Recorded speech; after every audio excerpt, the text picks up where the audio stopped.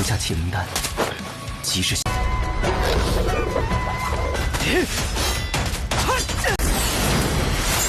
破墙！天阴颤女。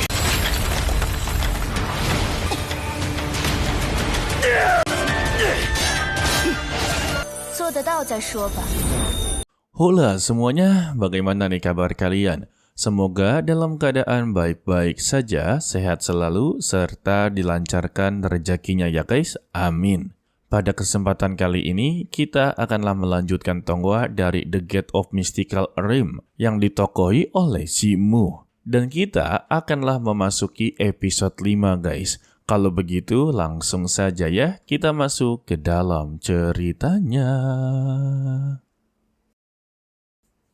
Shimu yang masih berada di penyamaran Xiongquan dan bertemu dengan Feng Li, dia sungguh berterima kasih dengan pedang matahari bulannya benar-benar begitu sangatlah luar biasa. Tetapi ya untuk adiknya Feng Li langsunglah koar-koar karena untuk mendapati pedang ini kakaknya haruslah mengeluarkan banyak sekali uang. Mendengar itu ya, Shimu langsunglah mengembalikan uangnya sebagai tanda kalau dia membeli senjata tersebut ya. Lalu Shimu mempertanyakan kepada mereka berdua, apakah mereka pernah mendengar tentang kultivasi ganda? Mendengar itu ya, mereka saling menatap satu sama lain guys. Sontak ya, mereka kembali bertanya, mengapa mendadak seperti ini? Sebetulnya, untuk Feng Li dan adiknya ini tahu apa arti dari kultivasi ganda. Hanya saja mereka bingung cara untuklah menjelaskannya. Sampai-sampai Shimu menganggap kalau mereka berdua juga tidaklah tahu. Dan dia pun menjelaskan dalam buku kultivasi ganda ini tertulis bahwa teknik ini bekerja paling baik apabila seorang pria dan wanita menjadi pendamping tahu untuk berkultivasi. Ya, untuk kultivasi ganda kalian tidak perlu dijelaskan ya, sudah sering mendengarnya pasti. Lantas ya, Feng Li langsung menyarankan kalau kultivasi dia ini sudah sangatlah bagus. Jika bertemu dengan wanita yang begitu cocok, ya sudah pasti kultivasinya akanlah semakin meningkat.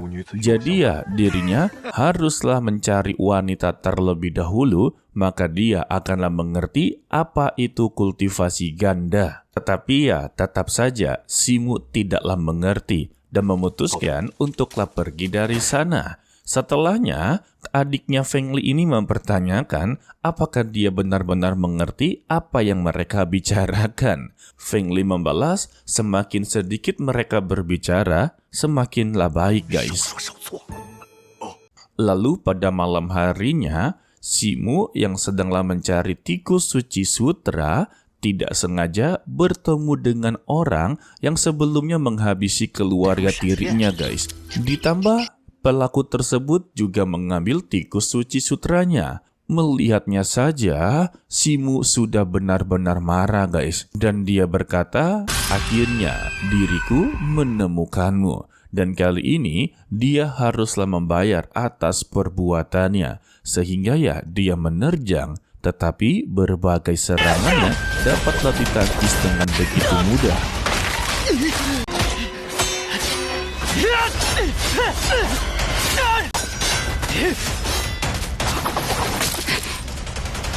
Meski begitu, Shimu pantang menyerah. Sampai-sampai dia terjebak di domain esnya dan ketika dia inginlah diakhiri, dia mendapati bantuan dari seorang wanita. Dan kini kita tahu pelaku tersebut dijuluki sebagai pedang jurang dingin. Dan dia pun diperingati oleh wanita tersebut yang memiliki nama sebagai Xin Mensui. Dan dia juga memiliki elemen es. Ditambah, dia juga memiliki dendam kepada pedang jurang dingin. Akhirnya, dia juga menemukannya. Tetapi ya, untuk si pedang jurang dingin mengaku kalau kematian dari Yun-er tidak ada hubungan dengannya. Mendengar itu, Nona Sue langsung marah. Jelas-jelas dialah pelaku sebenarnya. Sehingga pertarungan mereka tidaklah bisa dihindari. Selagi mereka baku hantam, Shimu yang melihat pertarungan tersebut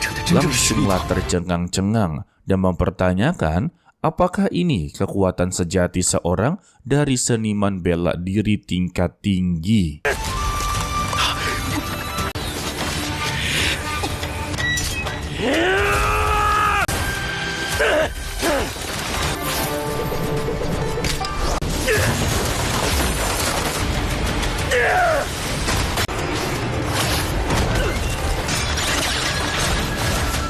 Pertarungan mereka yang begitu sangatlah sengit dan didominasi oleh Nona Sue, si pedang jurang dingin haruslah dipaksa untuk menggunakan kekuatan penuhnya, dan dia memperingati kepada Nona Sue, janganlah mencoba-coba keberuntungannya. Selama ini dia hanyalah menahan dan inginlah tidak terlibat dengan permasalahan ini. Dan dia tetaplah mengaku kematian dari Yun-er tidak ada hubungan dengan dirinya. Tetapi Nona Sue tetaplah tidak peduli. Selama dia masihlah hidup dan berkeliaran di dunia ini, maka dia tetaplah menjadi kematian dari Yun-er. Dan mereka melanjutkan pertarungannya lagi. Kali ini Nona Sue mengeluarkan pedang mistik surgawi es. Beberapa tebasan yang dikerahkan sama sekali tidaklah bisa ditahan, guys. Hasil ya, si pedang jurang dingin terkena serangan sampai-sampai mengeluarkan tikus suci sutranya. Merasa dirinya tidak akanlah menang dalam pertarungan, si pedang jurang dingin memutuskan untuklah melarikan diri dan melempar tubuh Simu ke arah Nona Sue. Dengan begini ya, dia memiliki kesempatan untuklah melarikan diri. Tetapi ya, dia telah terkena dupa pengejar jiwa. Maka keberadaannya pasti akanlah diketahui. Dan Nona Sue menyudahi pertarungannya, sembari menyelamatkan si tikus suci sutra yang ternyata telah membuka mata roh. Dan Nona Sue mempertanyakan kepada Simu, mengapa dia melihatnya dengan begitu tajam. Simu membalas kalau dia begitu sangatlah kagum dengan keterampilan bela dirinya.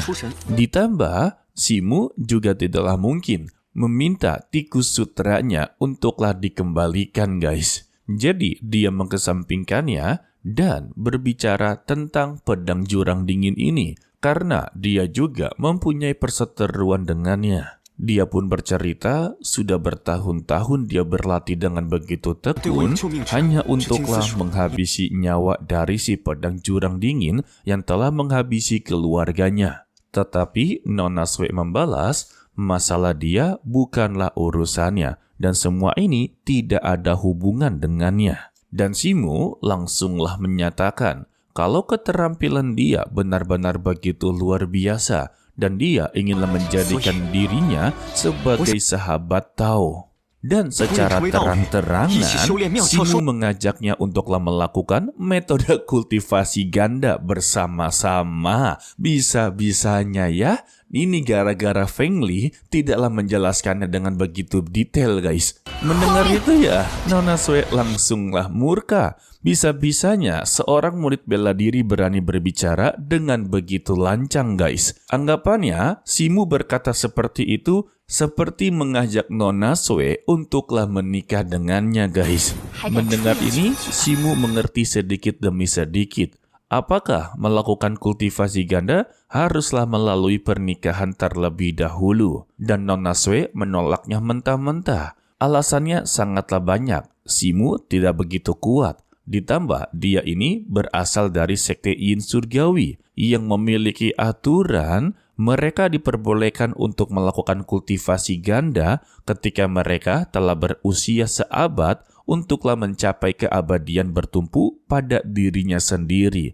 Intinya, kalau Nona Sue telah bersumpah untuk tidak menikah seumur hidup. Dan dia tahu kalau Simu membutuhkan tikus sutranya. Jadi sebagai gantinya, dia memberikan barang-barang yang berada di tas Qian Kun. Untuk Simu, dia langsunglah mengucapkan janji.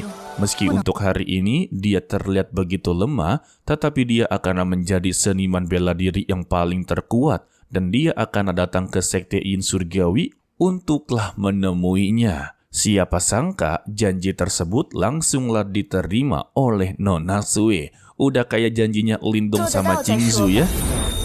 到那时，我会再去天鹰宗寻。 Keesokan paginya, Simu geleng-geleng kepala karena isi dari tas Ciankun milik dari Nona Sue benar-benar begitu luar biasa. Dari pil roci, bahkan bahan-bahan obat ini bisa untuklah membantu dirinya menembus ke lapisan 11 dari penguatan tubuh. Tidak lama dari itu, datanglah Jin Yuhuan yang memberikan sebuah kabar kalau keluarga Jin telah diundang dalam pesta pernikahan.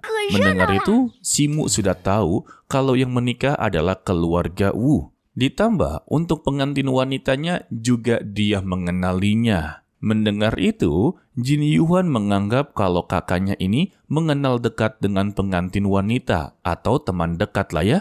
Jadi dia juga akanlah menyiapkan hadiah untuknya guys. Lalu Jin Yuhuan langsunglah berkeliling kota untuklah mencari barang yang akan menjadi hadiah. Di sana dia tidak sengaja bertemu dengan pelayan dari keluarga Wu. Dan yang membuat dia terkejut-kejut, ternyata yang akan menikah bukanlah Wu Hua, melainkan adalah Wu Sun. Dengan alasan, kepala keluarga Wu Tong tidaklah menyukai Zhongxiu karena dia memiliki tanda lahir di wajahnya. Waduh, alasan belaka doang ini ya. Mendengar ini ya, Jin Yuhuan sungguhlah terkejut-kejut.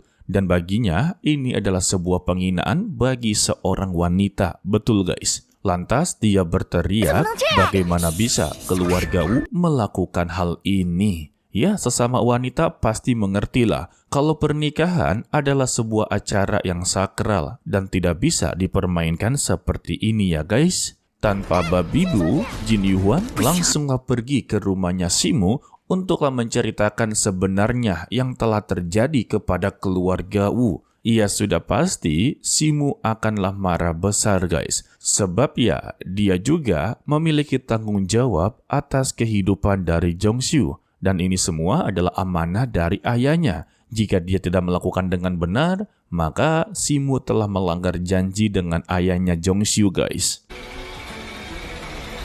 Dan kita bersambung untuklah episode 5. Dan yang bertanya-tanya, sebenarnya untuk kekasih dari Tonghua ini berapa banyak? Kagak dikatakan banyak, nggak dikatakan dikit. Dari sejauh ini, novel yang Mimin baca, kalau Simu memiliki kekasih totalnya ada 4 guys. Untuk saat ini, baru 2 yang diketahui. Yang pertama Zhongxiu, dan yang kedua adalah Nona Sue. Yang ketiga dan keempat masihlah belum diketahui ya. Oke lah, sepertinya cukup sampai di sini saja dulu untuklah video kali ini. Mimin ucapkan terima kasih kepada kalian yang telah menonton sampai akhir. Pesan-pesan dari Mimin tetaplah menjadi orang yang baik walaupun itu sangatlah sulit. To be continue, sampai jumpa di video berikutnya. Bye-bye. Puja!